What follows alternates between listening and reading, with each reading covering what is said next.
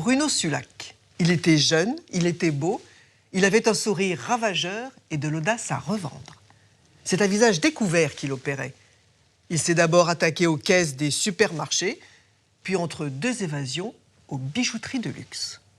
Une course au record. C'est déguisé en tennisman qu'il a dévalisé la bijouterie Cartier. Son butin, 40 millions de francs. Ses pieds de nez ont fait de lui l'ennemi public numéro 1. Un ennemi qui a su séduire pourtant policier, magistrat, un gardien de prison et même un sous-directeur de Fleury-Mérogis.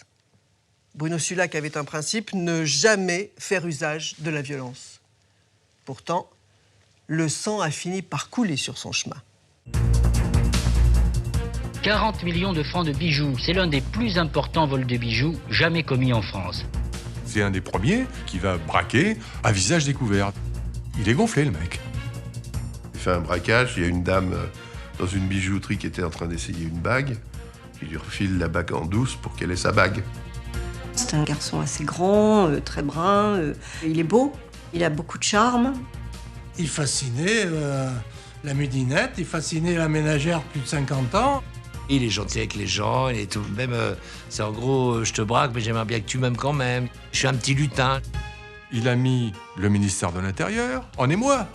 Il faut arrêter ce mec-là. D'engranger autant d'argent, avec autant de sympathie, il est devenu un mythe, quelqu'un de plus intéressant que de détestable.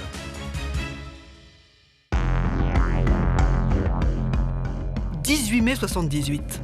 Le soleil est à peine levé quand les paras du 2e régiment de Calvi en Corse sautent sur Colvézi au Zaïre.